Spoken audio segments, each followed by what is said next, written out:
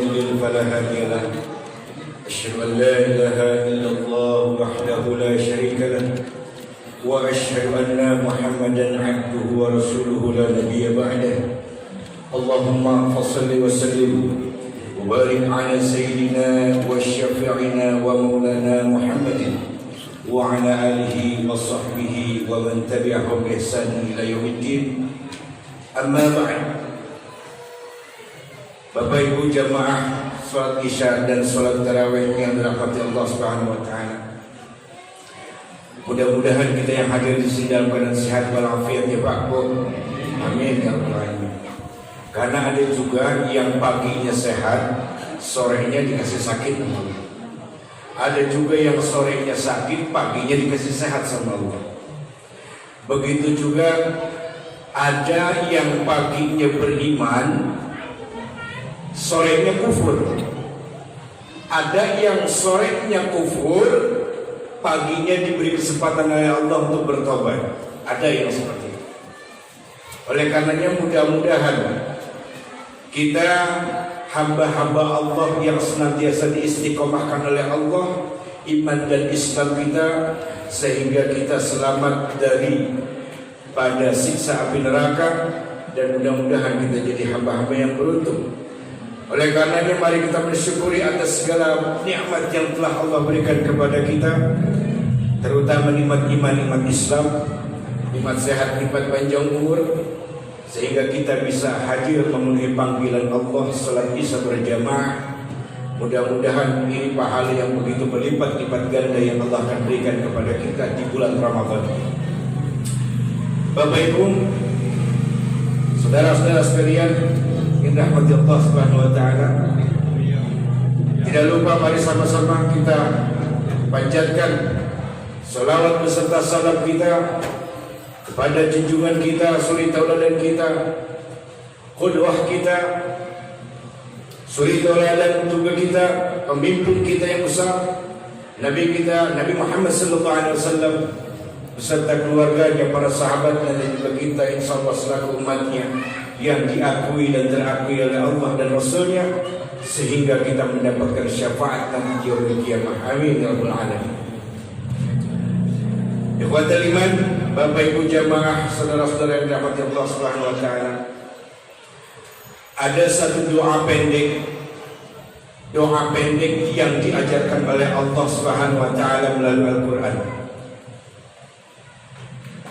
yang mana doa yang Allah ajarkan ini akan merefleksikan tujuan kita sebagai seorang muslim, sebagai seorang muslim dan muslimat. Doa ini seringkali disebut oleh khalayak umat muslim dengan sebutan doa satu jagat. Rabbana atina fid dunya hasanah wa fil akhirati hasanah wa qina adzabannar. Ini doa siapapun orang hafal, anak kecil juga hafal. Kata Allah, diajarkan kita oleh Allah secara langsung melalui Al-Quran. Kata Allah, wahai Tuhan kami, berikanlah kebahagiaan di dunia ini kepada kami, dan juga kebahagiaan hidup kami kelak nanti di akhirat,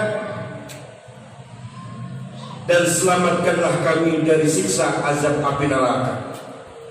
Ini permohonan kita yang langsung Allah ajarkan kepada kita melalui Al-Quran. Ketahuilah Bapak Ibu saudara-saudara sekalian, bahwasanya dunia dan seluruh isinya ini adalah tujuan hidup jangka pendek. Dunia berikut perhiasan-perhiasan yang ada di atasnya ini adalah tujuan hidup jangka pendek. Adapun nikmat-nikmat dunia, kebahagiaan dunia yang diberikan oleh Allah kepada hambanya, itu baru sekecil kuku saja. Itu diambil sedikit nikmat dari surga untuk diturunkan kepada dunia, dan diberikan kepada hamba-hamba Allah yang dikehendaki kebahagiaan ini. Itu baru sedikit. Tapi suatu saat ketika nanti Allah akan ambil lagi kebahagiaan itu. Tujuan dunia jangka pendek yang akan mengantarkan kita kepada tujuan kehidupan jangka panjang, yaitu kehidupan akhirat. Tujuan yang jangka pendek ini diingatkan kembali oleh Allah Subhanahu wa taala. Ya ayyuhalladzina amanu taqullaha wal tanzur nafsun ma qaddamat lighad. Hai kalian orang-orang yang beriman, yang mengaku beriman, yang punya akal sehat, bertakwa kalian kepadaku, kata Allah. Wal tanzur nafsun ma qaddamat lighad. Sudahkah kalian persiapkan diri kalian bekal untuk menuju hari esok, kata Allah. Sudah kalian persiapkan bekal untuk menuju hari esok. Dunia ini jangka pendek, dunia ini hanya singkat. Nabi kita Muhammad SAW berusia hanya sebatas 63 tahun. Kita umatnya dapat 70 tahun, udah bonus 7 tahun. Kalau orang-orang yang sudah berusia itu pantas memperbanyak zikir, pantas dan sudah layak memperbanyak zikir. Tapi kalau untuk orang-orang yang masih berusia muda, usahakan memperbanyak hadir dan duduk di majelis ilmu. Bukan nggak boleh di majelis zikir. Karena kata Nabi, nanti di akhir zaman orang-orang alim akan Allah copot, akan Allah ambil satu persatu. Orang-orang alim sekarang udah nampak, udah kelihatan. Orang-orang alim ulama sudah Allah panggil satu persatu. Nanti di akhir zaman Islam tinggal hanya agama saja, kata Nabi SAW. Kenapa demikian? Hadis ini difikirkan oleh para muhaddis, para ulama hadis, bagaimana tidak Islam tinggal agamanya saja. Orang-orang alimnya sudah tidak ada lagi nanti. Karena apa? Kata ulama hadis, kebanyakan orang-orang yang berusia muda lebih mencintai majlis zikir daripada majlis ilmu. Kalau orang yang sudah berusia lanjut itu pantas, dia harus banyak berzikir. Tapi orang-orang yang masih berusia muda, banyak-banyaklah duduk di majelis ilmu. Ini kata para ulama. Kebanyakan anak-anak muda hadir di majelis zikir, subuhnya nggak kelihatan. Padahal semalam waktu majelis zikir, tapi subuhnya nggak kelihatan.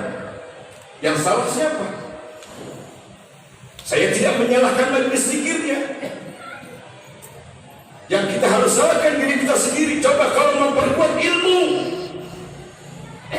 iman akan subur, iman akan makmur, iman akan kuat apabila disuguhi dengan ilmu. Dan kata Nabi SAW, ilmu lebih tinggi derajatnya daripada berzikir.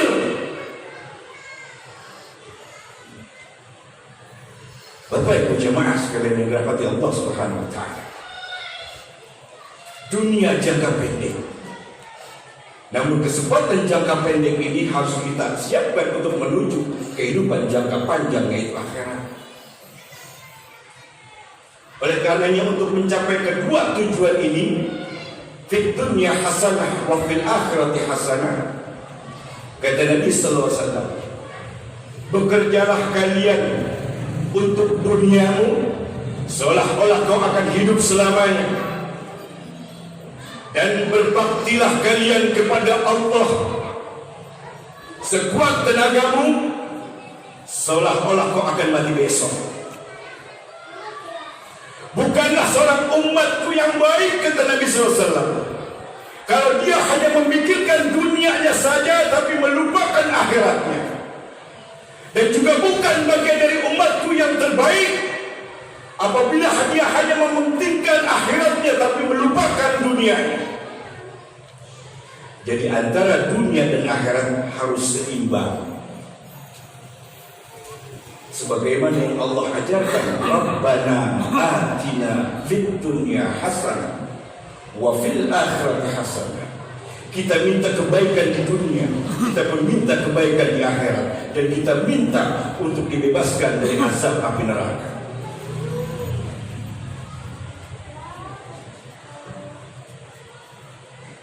Orang yang terbaik dari kalian, kata Nabi SAW, dari kalian sebagai umatku, kata Nabi, adalah orang yang pandai mengkombin antara keperluan dunia dan kepentingan akhiratnya. Yang pandai mengkombin, yang pandai merealisasikan kehidupannya. Hidup tidak akan lama, karena setiap manusia, setiap makhluk yang bernyawa pasti akan mati. Bapak Ibu jamaah, saudara-saudara yang dirahmati Allah Subhanahu wa taala, untuk mencapai tujuan jangka pendek yaitu dunia bisa dicapai dengan adanya ilmu, dengan adanya keahlian, bakat, atau juga dia punya nasib yang baik.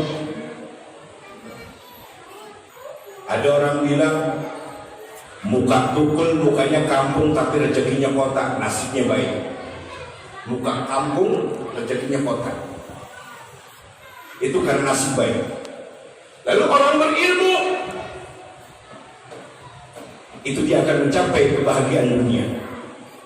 Dan orang yang memiliki keahlian dalam bidang satu bidang apapun yang sifatnya baik di mata Allah, ini akan mencapai kebahagiaan dunia.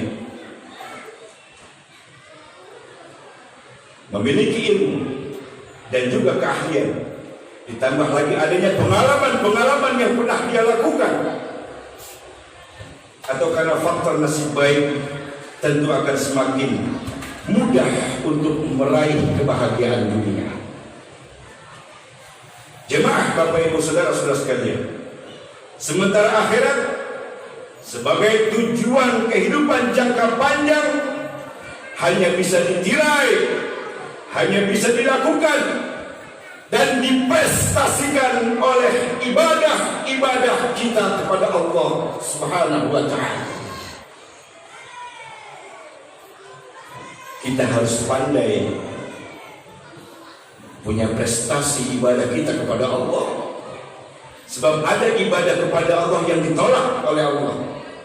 Salah satunya ibadah yang tidak dituntut dengan ilmu, ditolak oleh Allah. Salat tanpa ilmu ditolak oleh Allah. Baca Quran tanpa ilmu ditolak oleh Allah. Puasa tanpa ilmu ditolak oleh Allah. Semua berdasarkan harus adanya ilmu.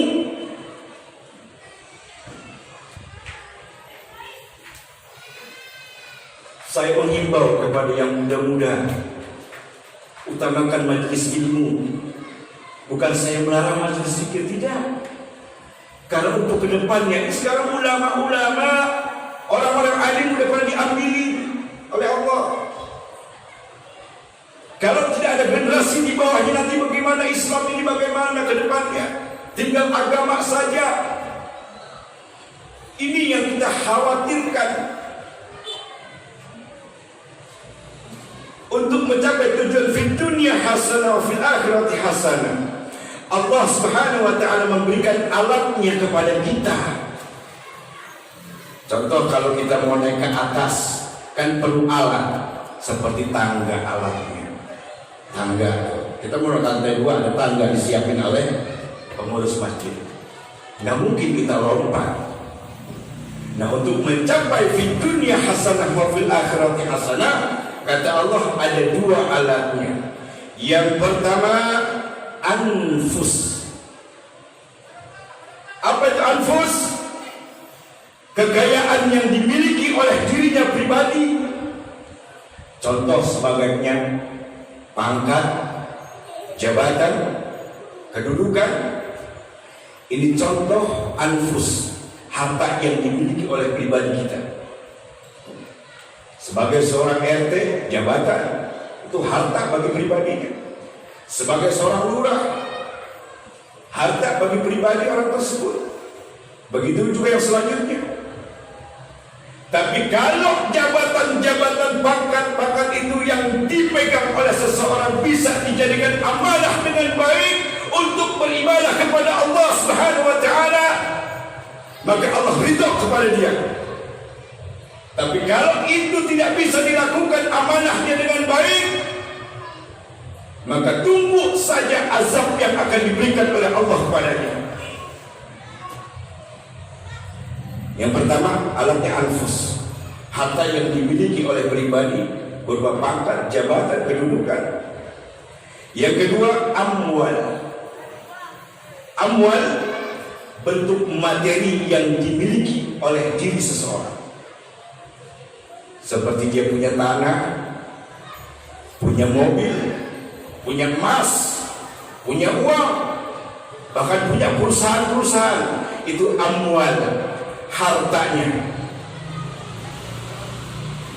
Jika kedua alat ini dijalankan, digunakan, dijadikan satu untuk beribadah kepada Allah, maka Allah akan membelinya dengan harga yang mahal. Sebagaimana Allah katakan dalam surat At-Taubah ayat 111, kata Allah, Inna Allah ashtara minal mu'minina anfusahum wa amwalahum bi'anna lahumul jannah.